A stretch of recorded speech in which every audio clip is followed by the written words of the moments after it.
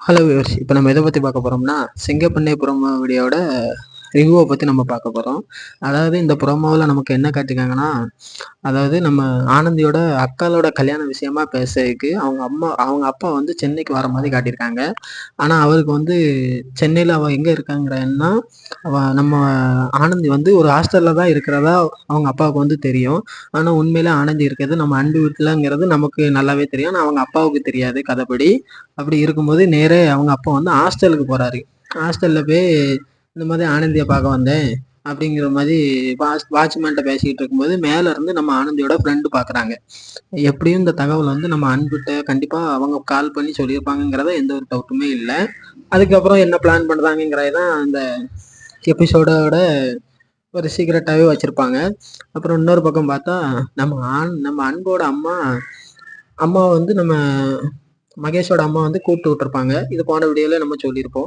கூப்பிட்டு விட்டு இந்த மாதிரி எங்கள் காமனில் வேலை பார்க்குற பொண்ணை உங்கள் வீட்டில் நீங்கள் வச்சுருக்கீங்களா, ஹாஸ்டல்லேருந்து தூரப்படுத்திட்டாங்க, இப்போ உங்கள் வீட்டில் வச்சு வளர்க்குறதே எவ்வளோ பெரிய பெருமைங்கிற மாதிரி அவங்களுக்கு பெருமையாக பேசுகிற மாதிரி பேசி இந்த மாதிரி அவள் அங்கே தான் இருக்கா, அவளை உடனே வீட்டை விட்டு வெளியே பார்த்துங்கிற மாதிரி சொல்லுவாங்க. இக்குக்கு வச்சே சொல்லியிருப்பாங்க.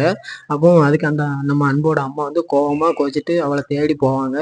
எவ்வளோ முயற்சி பண்ணி நம்ம அன்போட தங்கச்சி வந்து தடுத்து பார்த்துருப்பான், ஆனால் முடிஞ்சிருக்காது.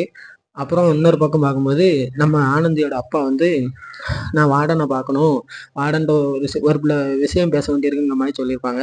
ஆனால் அவங்க வந்தது அவங்க அக்களோட கல்யாண விஷயத்த சொல்லதுக்காக இருக்கும். ஆனால் இவங்க நம்ம ஆனந்தியோட ஃப்ரெண்டு வந்து தப்பாக புரிஞ்சுக்கிட்டு, ஓ அங்கே போனால் என்ன நடந்துரும், ஆனந்த் இங்கே எல்லா விஷயம் எப்படியாவது தெரிஞ்சிருமேங்கிற மாதிரி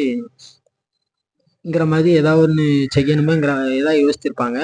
ஆனால் வார்டன் எனக்கு தெரிஞ்சு வார்டன் என்ன சொல்லுவாங்கன்னா, இவங்க சூழ்நிலையை புரிஞ்சு சப்போர்ட் பண்ணதுக்கு எனக்கு வாய்ப்பு இருக்குது.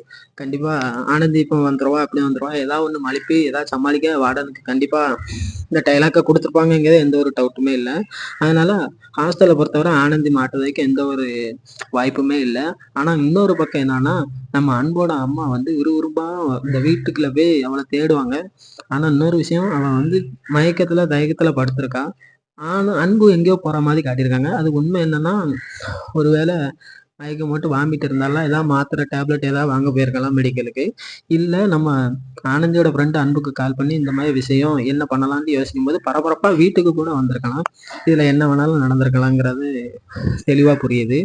சூழ்நிலை எப்படி அமையும்னு நினைக்கிறோம்னா, ஒருவேளை ஆனந்த் இந்த மாதிரி வேற ஒருத்தர் வீட்டில் இருக்கிறதா தெரிஞ்சு நம்ம அப்பாவும் அங்கே போய் அதே சமயம் அன்போட அம்மாவும் ஒன்று சேர்ந்து பார்க்கும்போது என்ன நடக்க போகுதுங்கிறத இந்த ஒரு வாரம் முழுக்க நமக்கு காட்ட போகிறாங்கங்கிறத ஓரளவுக்கு நான் சொல்லலாம். அது எந்த அளவுக்கு உண்மைங்கிறத நம்ம இந்த எபிசோடை பார்த்து புரிஞ்சுக்கிடலாம்.